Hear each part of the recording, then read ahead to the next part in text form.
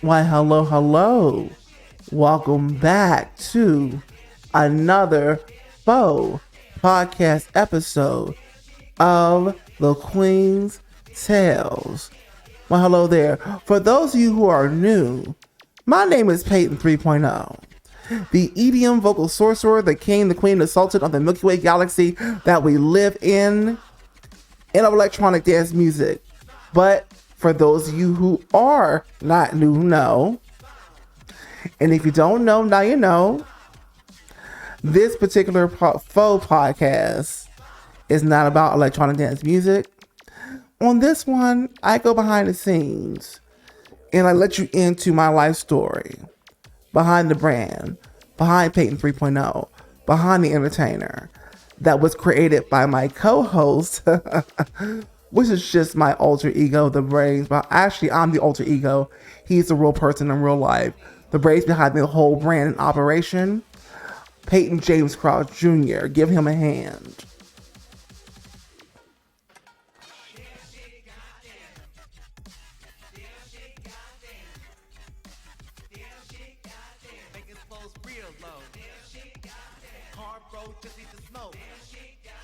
Sorry about that, folks. Give him a hand.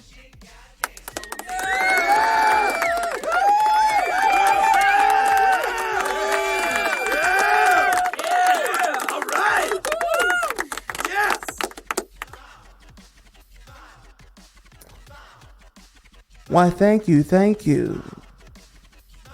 No problem. So, before we go on, Peyton, I just want to kind of let everybody in on the gag that this is not a real podcast. I just kind of created this. We created this on the account of kind of like the poking a joke at the whole podcast craze that still seems to be a thing at this moment, particularly on YouTube. Okay, so that's what this was, and we just decided to turn it into stories of a lot of Peyton's life. Peyton, why don't you take it away? Thank you. So I wanted to talk about the time that I caught Covisha 19. That's the code name. We all know what that means, okay? It was late August 2021. And the friend that was supposed to move to Vegas with me finally found some way to move to Vegas at the time. So one night I went over his house so we can work on our stuff together. And as I was over there, I kind of remember him sneezing and talking about he feels tired and whatever. And, I thought nothing of it, it's whatever. So, as he drives me home, after a while,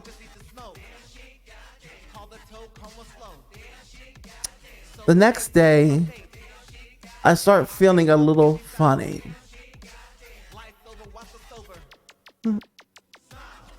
Explain that, Peyton.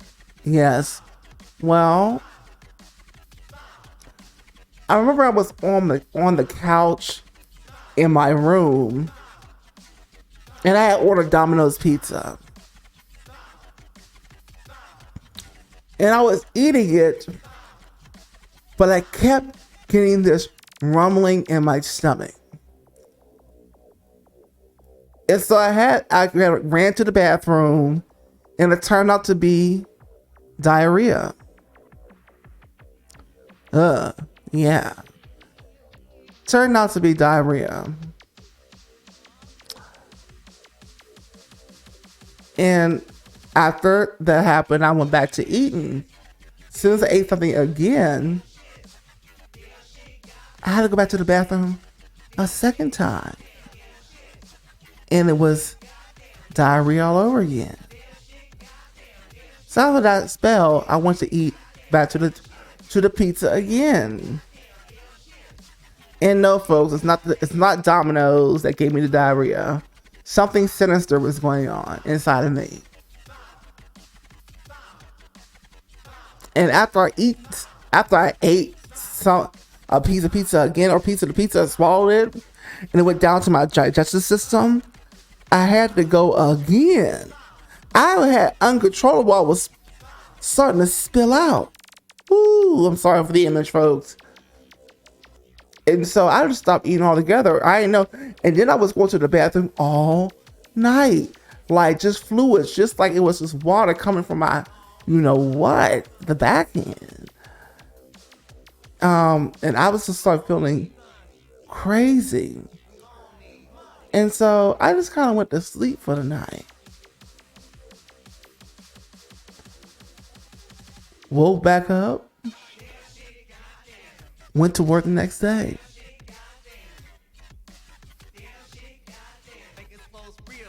I think I was possibly fasting at the moment.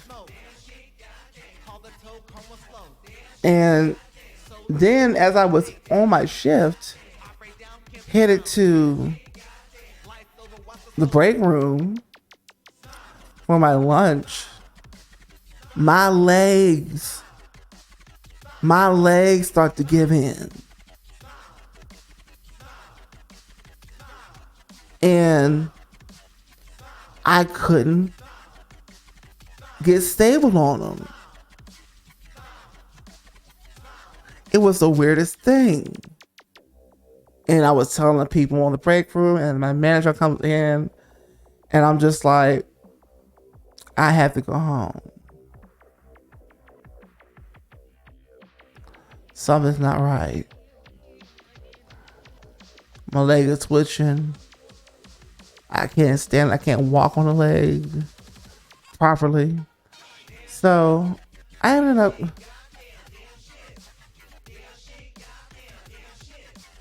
instead of going home, I contact my good friend. And I didn't know what was going on at the time. And I asked him, I say, would you take me home? So he takes me out, because I was working at Target at the time, and I literally lived right behind the Target that I worked for. So it was a hopscotch around the corner. Well, instead of just going home and sitting down, I decided to just drop my stuff off and come back with him, to his place, so we can work on some stuff and I could just be sitting down. Well, as I get out the car, I had to climb the flights of stairs because he lives in an apartment building on, I forget what floor he lived on at the time. I could barely walk up the steps correctly. I was struggling trying to climb the stairs as if I was a newborn baby.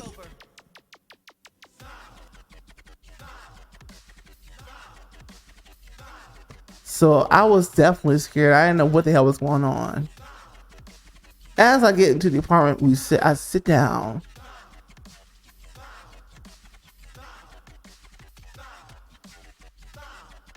Night falls.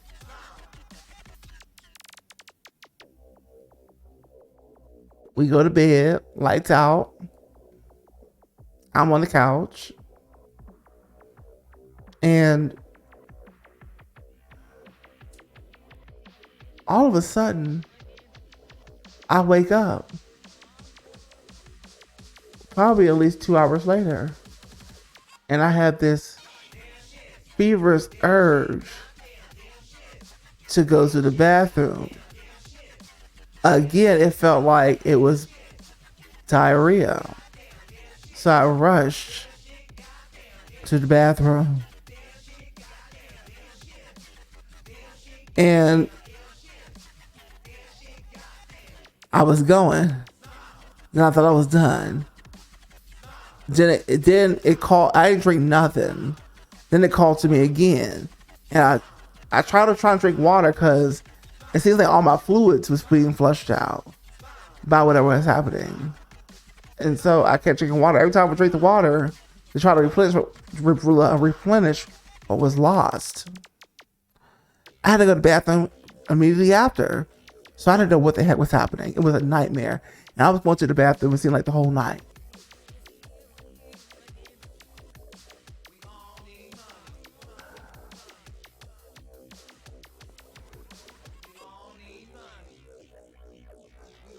Then somehow the next day we was gonna take me home, and I was telling like what was happening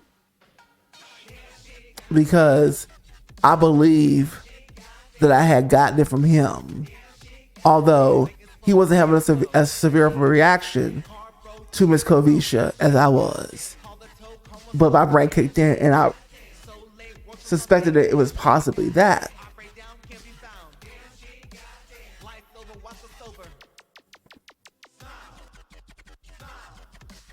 So,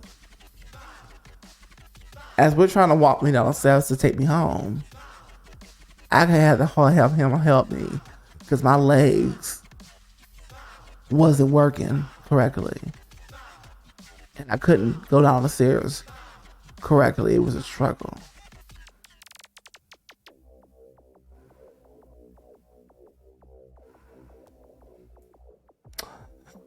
And so we got into the car, picked up my little things from Target, took me right home.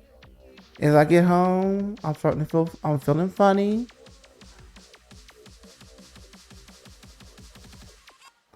I go back to my room. At this point, I'm feeling really weak. I had to take a shower. And it was painful trying to take a shower because my whole body was messed up. It's like someone that's completely taken over. And then I started to feel worse and worse as the day went on. I could barely move. My immune system had kicked in. Fever had went up. It was just, I couldn't describe the feeling.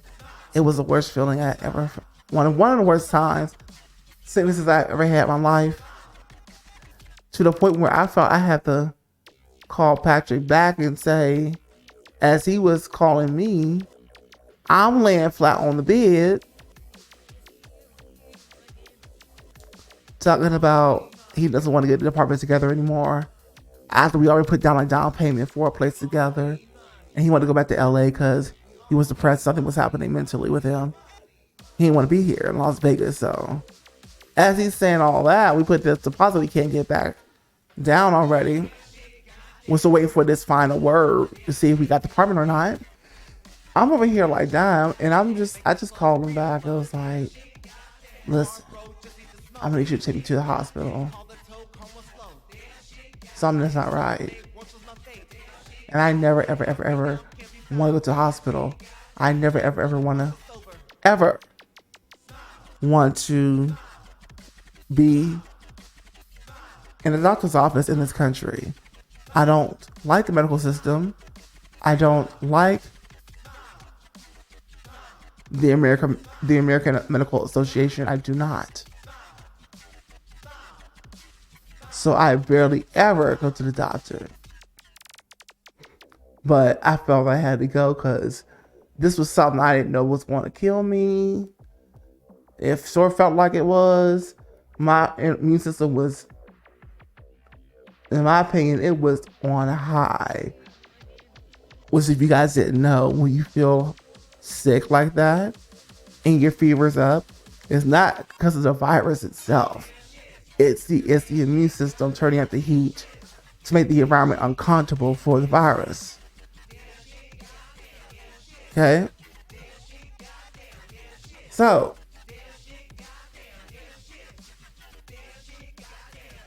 this immune system being at high alert, fighting like this, I don't know. I was just feeling like I couldn't sleep. I just felt the worst. So he comes to get me, takes me to the clinic. I finally get this test.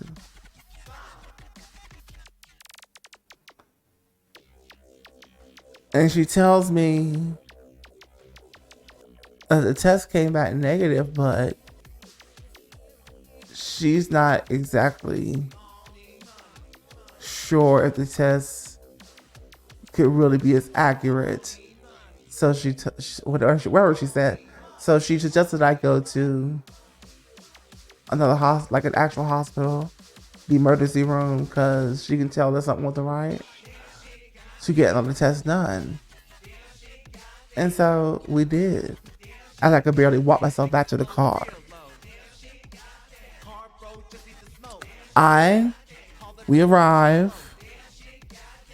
He drops me off. Then he leaves. And I'm in the emergency room with all these other people. Probably a lot of new babies were being born in this emergency room. And a lot of people with a lot of problems, including Covisha. You know? So as I go through all the process and have to basically wait the rest of the night before I'm even seen, the doctor comes back after doing the test and drawing my blood and all this, and the doctor confirmed that I had both Covisha and pneumonia at the same time. And he wanted to admit me to the hospital. So I got a bed, surprisingly, that night. So I wasn't going nowhere. I was basically gonna be quarantined right there in the hospital. They wouldn't let me go nowhere. So I was laying in a hospital like that. And I've never laid in a hospital like that before, ever. And so I'm there for at least 7 nights. But between that time, I'm having to try to get up, trying to bathe myself, trying to look out the window, wanting to get back to reality. I don't like the hospital beds. I didn't like the IVs being put into me throughout the day. I did not hardly eat the food that they were bringing up from the cafeteria, because that food is literally like school cafeteria food. It's like, if I got some kind of fatal illness, why would you feed me this bullshit food that would just make things worse? But allegedly, that's how they want you. So they keep extracting money, if not from you, from the insurance people. And at this time, I was on Medicaid from welfare. So luckily, Medicaid was able, Silver Summit was able to actually cover my visit thoroughly. I've never got a hospital bill. But all that to say, when I was in there and I wanted to stand up and take a shower and do my thing, and because I did not like being that weak or being non-autonomous, or it just wasn't me. Right? And so as the nurse comes back in and she sees me getting up, try to get in the shower and do my thing, and they was like, oh no, you can't do all of that and whatever else you couldn't do, and we need you to lay back down and whatever. And I refused. to do just that. When I refused a couple of times, the nurse went back to the doctor to tell him what happened. Then a few security guards come in because I forgot the part of the story to tell you where I had called my friend so he could bring some of my clothes to the hospital because I did not want to be in a hospital gown just soaking around. And I did not want to wear the underwear they gave me because the underwear was not big enough. I know it sounds crazy, but I do not want to be just laying in the hospital. I was barely making bowel movements. Right? I was barely eating. So he was allowed to bring the clothes, but of course he wasn't allowed to come see me because basically I'm quarantined and you can't come in this hospital. But you can drop the stuff off, so that's what he did.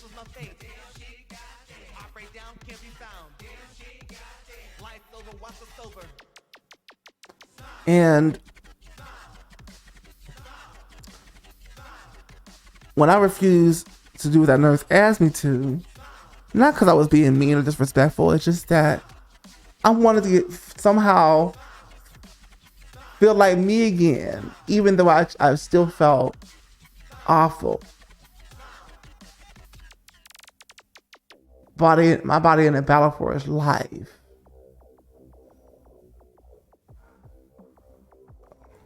Security guards come in and they take away all my stuff.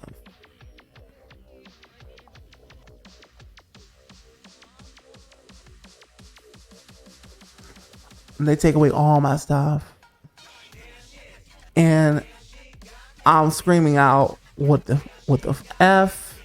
Where's my stuff go? Why did you take my stuff? And they're talking about, you'll get it back if you follow everything that we say. And I'm like, am I in prison?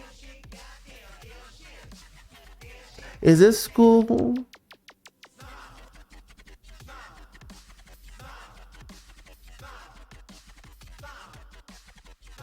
Or is this a hospital? But I guess it's the way that American hospitals roll. So that's why I'm just like, this is the reason why I don't like America in the first place. One of the reasons.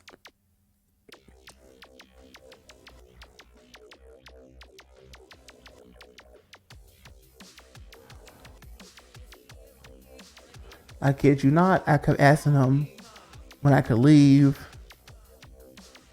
Can I leave? Can I get up? I need to get out of here. I had had enough. I just kept getting up to look out the window.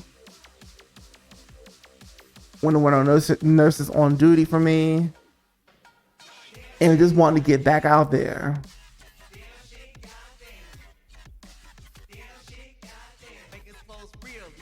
I was over this. I was over.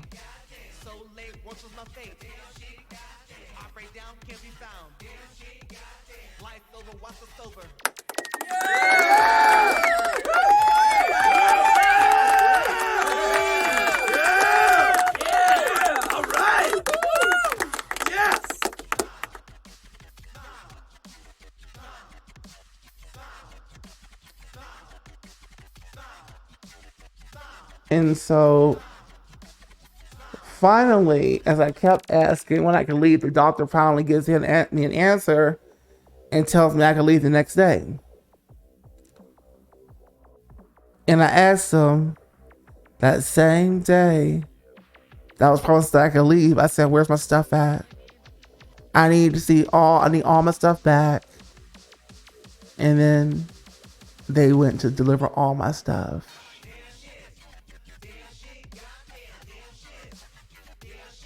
They had it in these big green biohazard bags.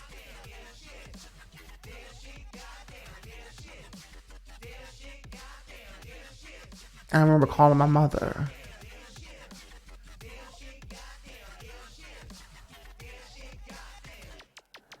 And my mother breaking down for the fact that I was in the hospital with Covisha.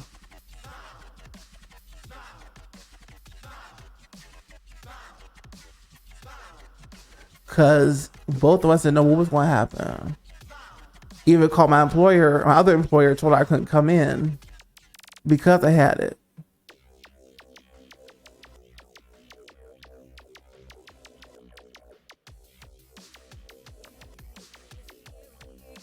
But luckily I was able to make it out. So called my roommates to come in and get me. I still couldn't barely walk. They had to wheelchair me out.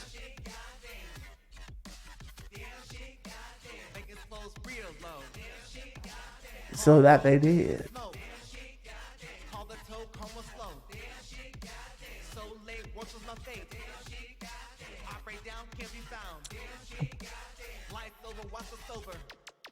And as I got back to the house, I still could barely get out of the car properly. They had to help me walk in.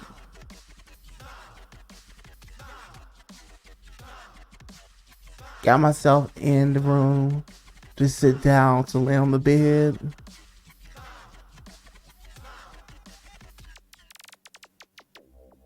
The next few days were pivotal for me because I would walk into the living room, pushing to bathe myself when it was hard. Because I was not out of the woods yet. I just had to get out of the hospital. Even going so far as to push myself to get myself back up, but my feet were hurting bad.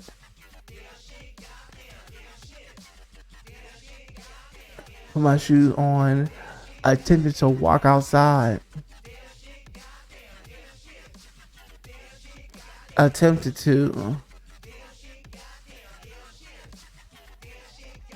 tell my body, okay, we got to get back on.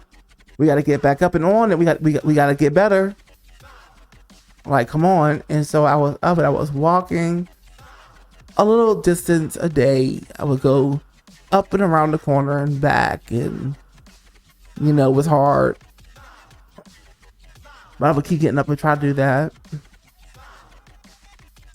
Didn't like not working at all, but luckily my manager at Target had put in a good word and made PTO happen for the duration of that time. But I knew by the time that the PTO was over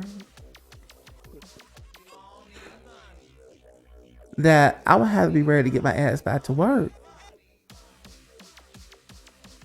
And luckily, by that time, I was ready to get back to work. Because miraculously, my body started feeling better. And so before you knew it, I was ready to get back to the full swing of things.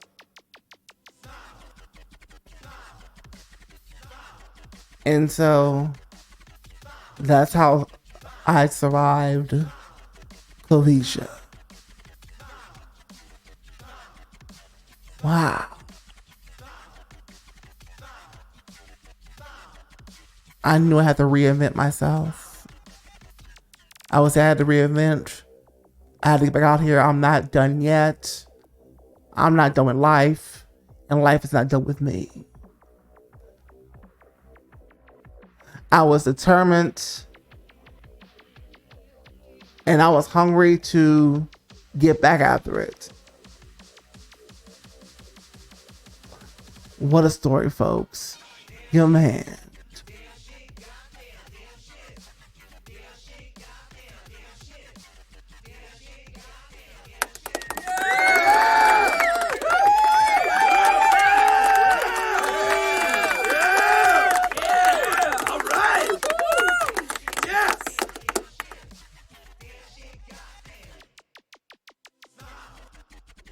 Well, folks, I know that a nice handful of us can relate to this story because we've all been affected by this alleged pandemic. Well, this has been Peyton 3.0, and this has been Peyton James Cross Jr. Thank you for listening. If you got your life today, please hit the like button. Hit the like button. Hit the like button. Share with your friends and comment because it's going to help this video be shown to more people. I see that my channel is starting to get some traction, but I don't see anybody pushing the like button or a comment. Don't be silent.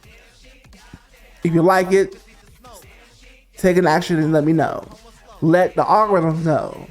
Let YouTube know so they keep pushing this video out to more people and my channel. Thank you so much. You have a great... I'm sorry, we're not done yet. For those who are not into electronic dance music, thank you. Have a great day. But for those of you who are into electronic dance music, follow all my social medias.